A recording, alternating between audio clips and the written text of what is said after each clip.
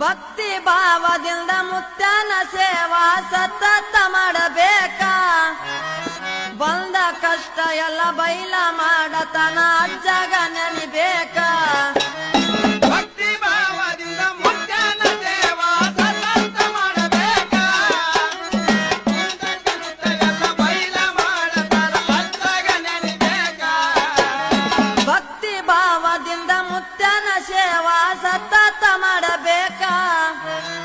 ಬಂದ ಕಷ್ಟ ಎಲ್ಲ ಬೈಲ ಮಾಡತನ ಅಜ್ಜಗ ನೆನಿಬೇಕ